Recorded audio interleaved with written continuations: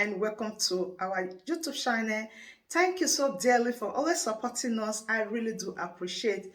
If today the first time you are coming across this wonderful family, or you are seeing my face for the first time, I still remain AGATHA Progress, bringing it to you back to back. Remember, we react to all videos and all opinion is highly needed. So just sit back and watch this video and I will be right back.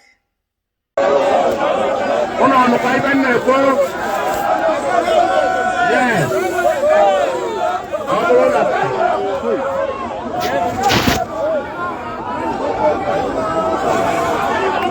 Hold on, Anambra.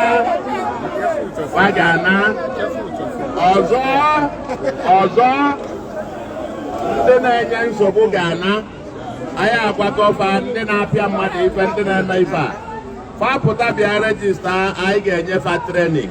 Nyefe ọlụ, nyefe ife ọzọ fa ga na-alụ na ịpịa mmadụ ife a bụrụ aka ọlụ.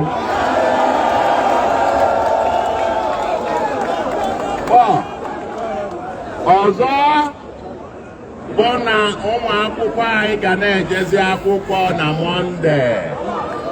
Ndị afịa na-azụ afịa na Mọnde. Anyị ga-ekwu ya n'efifi a, ndị ụka niile, traditional rulers, Anambra niile anyị ekwekọrịtago a ga-ekwu ya n'efifi a. Ụbọchị Mọnde a ga-aka ụka ebe niile na Anambra by 11 o'clock. Did you end there? Uno for Nande IPOB. Uno ọgụlụ ife bade yesterday. Uno ọgụlụ ya?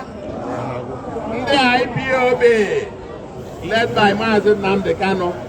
Fe kwugo na fa akwụsịkwugo na fa na-asọpọt ife nkwuo na ndị be anyị ga-ejebe ife by Mondays. Ọ ife bade yesterday.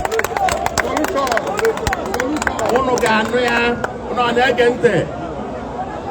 By Monday, anyị ga-ekwuba okwu ya. Anyị ga na-eje ije na a ga-erelease Nnamdi Kanu. Anyị ga na-eje ije.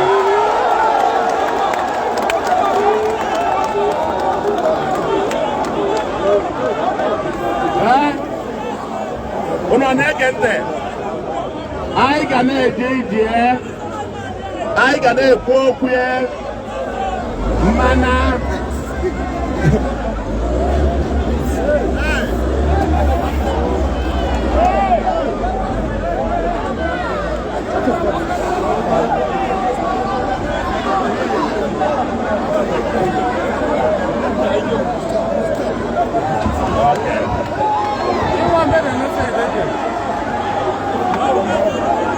Anambra bueno.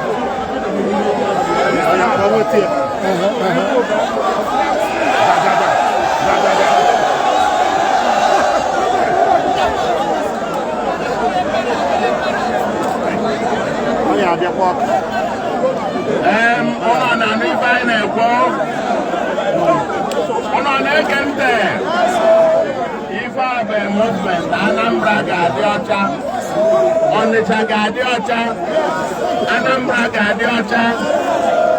Ebe anyị bịalụ Efron na Ife abụọ Efron, Ife abụọ.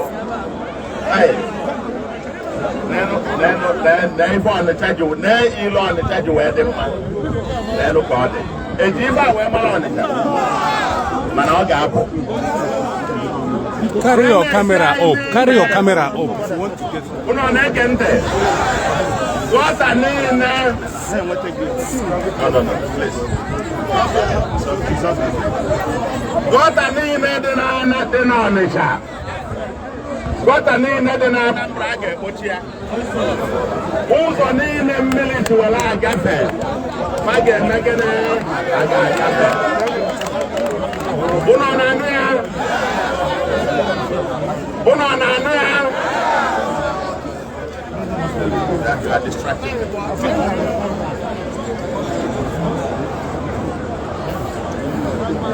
Ụzọ gọta niile a ga-egbochi egbocha. Ọ bụ ya? And mmiri a na-agafe. Mmiri a niile ga-elu River Niger. Mmiri a ga na-aba ebe River Niger. Mana ndị rụchiri shop. I got this photo that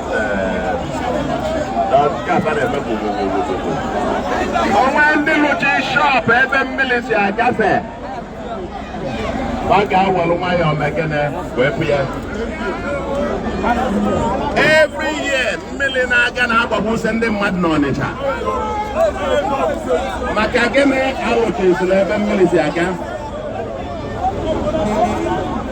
Mana, I want to tell you this.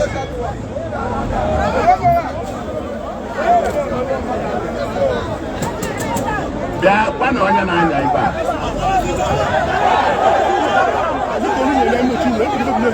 Bịa gwa onye na-anya ibe a.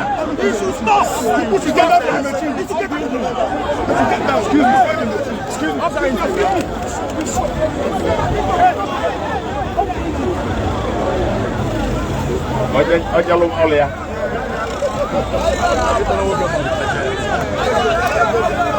Ono na-ege ntị. Agwa m ọnọ anyị ga-ekpochi ya. Ụzọ ga-alụ Sakamori si wee baa River Niger gafee Nwangele. Mmiri a ga-agba baa River Niger. Mmiri akwụsịzi ịgbagbu ndị mmadụ n'Ọnịcha. Ono na-anụ ya. So ọnwa onye dọbele ife a n'ebe a ya megene ya kpochapụ ya ka mmiri wee gaa ka Ọnịcha wee dị ọcha. Gọta niile ghere oghe. Cleanliness, they say, is the next to godliness. Ọ bịa? Ọ ebe a bụ mbido. Eme ya ọzọ udo wee bịa. Like I said, ekwugo m ya mbụ. Ndị ụka niile a ga-aka ụka na Anambra niile on Monday by 11 o'clock to mark the end of the sit at home. By 11 o'clock everywhere na Anambra. Anyị gafe enwe session n'Ọka now. Anyị ga na-eji ije na-ekwu okwu na-anụ ọgụ na a ga-erelease nwanne anyị nwoke eji eji.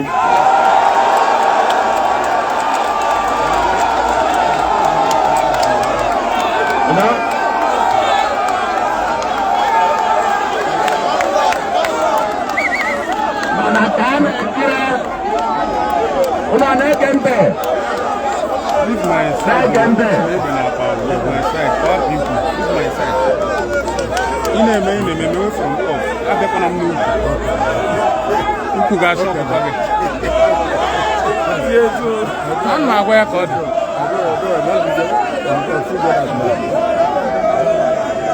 Thank you.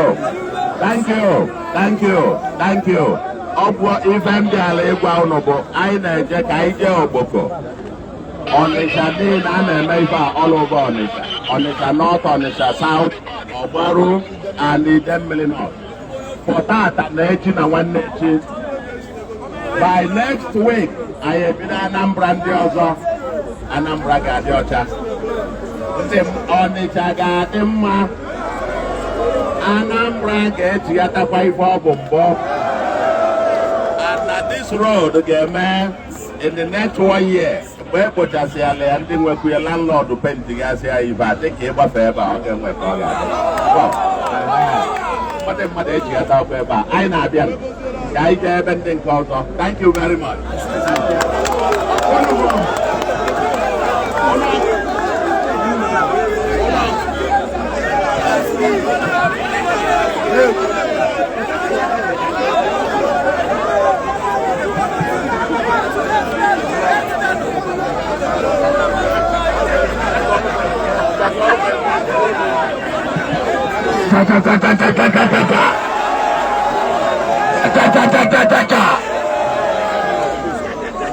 Ona fugo governor and funny no cook and me.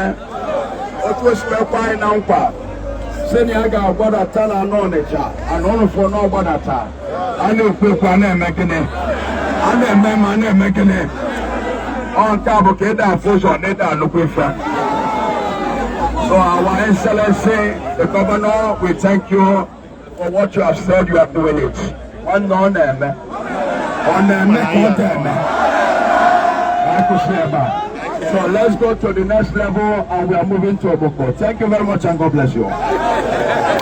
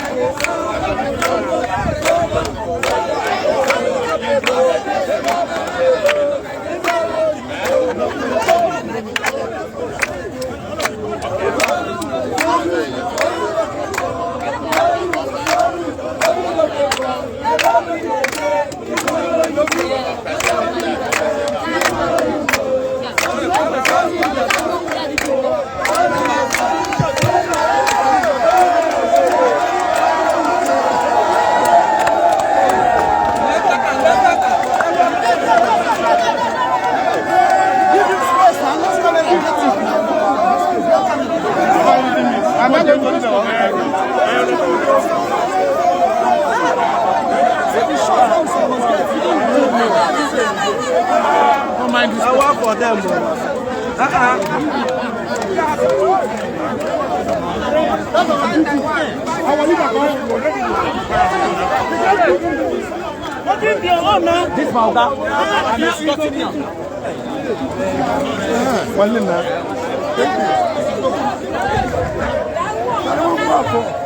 active governor.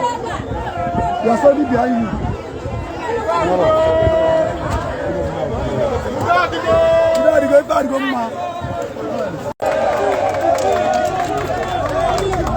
I get Bogia all of day.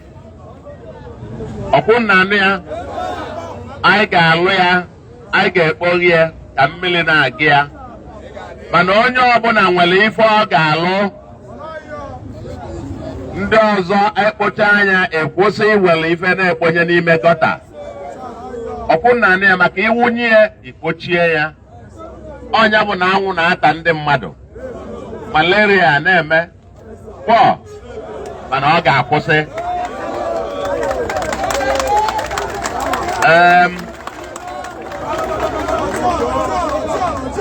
Ọkwụnna na ọzọ dị ka ya anyị kpochasị anya anyị ga-enwe mara nje ndị ga na-ekpochi ya every day and so on and na-clean ya mana ụnụ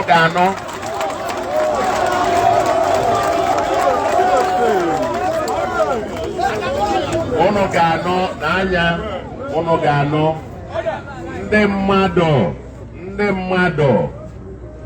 ndị ife na-eme ka Ọnịsha wee dị etu ọ dị bụ na ndị mmadụ na-eme ife sọlụfa onye jee ebe gọta kpọchie nye paakị ya moto na ya ọrịa mana a ga-emeghesi ife ndị a mana imeghesi ya ụnọ na-ege ntị imeghesi ya ife ọ ga-ewe ga-abụkwa na ndị lụchi isili ife ebe mmiri si aga ga-ewepụ ya ọkwụnna ya unu kwe na a ga-eme etu a unu kwe na onye lụchiri ebe mmiri si aga na a ga-ewepụ ya maka na ọ bụrụ na ewepụrụ ya mmiri zoo mmiri a na-agbagbusi ndị mmadụ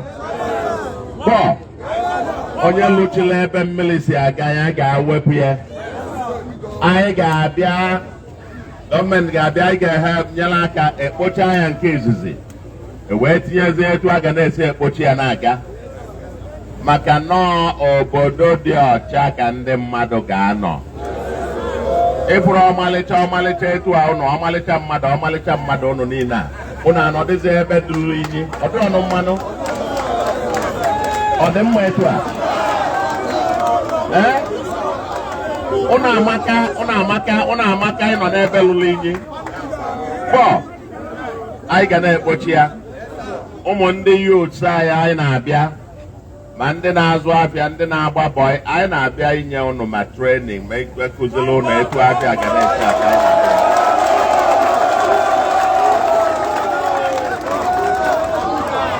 anyị gwara ụmụaka ndị ọzọ ụnụ na-anụ ife m na-ekwu anyị kwuru na onye bịa zụọ afịa n'Ọnịcha o nwere ọzọ onye ga na-ahara asị ọkwa ya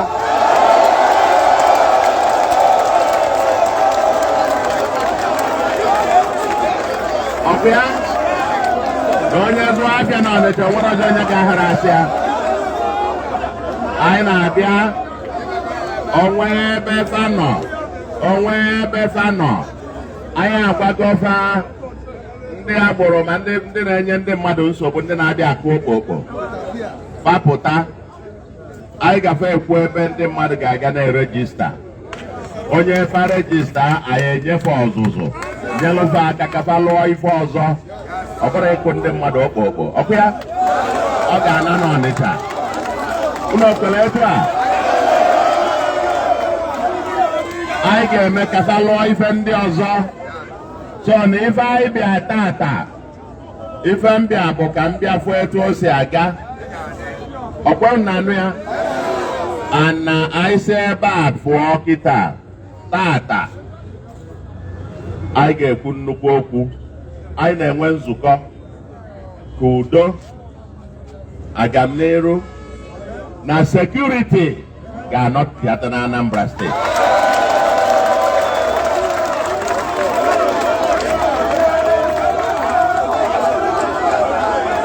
ụnọ na-anụ ya sekuriti ga-echighata na Anambra and anyị na-ekwu anyị na-agwa ya ndị mmadụ na ụbọchị Mọnde a ga-announce ya n'ebibi ya unu ga-afụ ma ndị ụka niile ma bishops niile ma the traditional rulers ma everybody anyị dị united na ọ bụrụ ọnwa onye kpasuru iwe nọ n'Enugu ị na village gị kpọchie ndị bụ unu n'ime room sịfa na onwere onye ga-eri nri onwere onye ga-apụ apụ onwere onye na ọnwa onye kpasuru iwe n'Enugu ọ dị mma etu a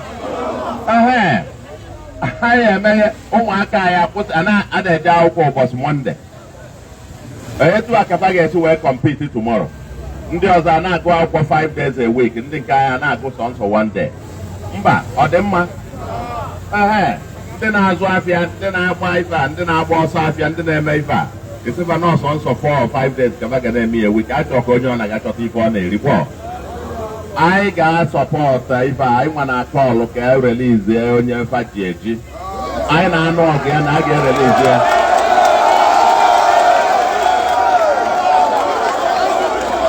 ụnọ na-anụ ya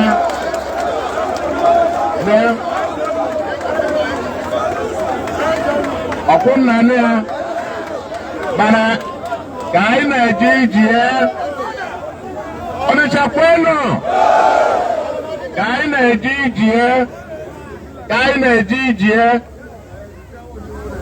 ọma abụnụ ị na-ekwu nke a isize na etu ị ga-esi je ije bụ na like I said ịkpọchie onwe gị n'ime ụlọ jide onwe gị ebe a na ime eri nri tata ime eme na ọya bụ na ị na-eje ije mba ndị mmadụ ga na-eje afịa na-eje ife a aya na-ekpe ekpele na-eje ije ọkwa ya aya na-ekpe ekpele na-eme gịnị na-eje ije mana ndị be anyị eme gịnị emesị ọ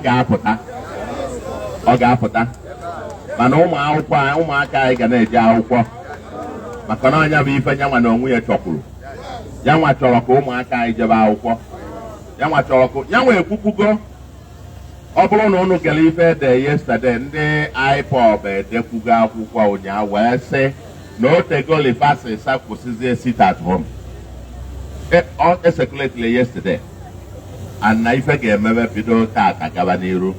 We will open back Anambra State and open back Anambra. Yes. So we are coming. Mana anyị ga-edobe be anyị ọchagodo. Anyị na-abịa. Ụlọ akwụkwọ ga-adị mma. Afịa ga-adị mma. Mmiri ga-agba. A ga-alụ ụzọ. A ga-edozi ife niile a ga-alụ erika. Mana anyị ga-ebidogodo enwe peace and security. Okay?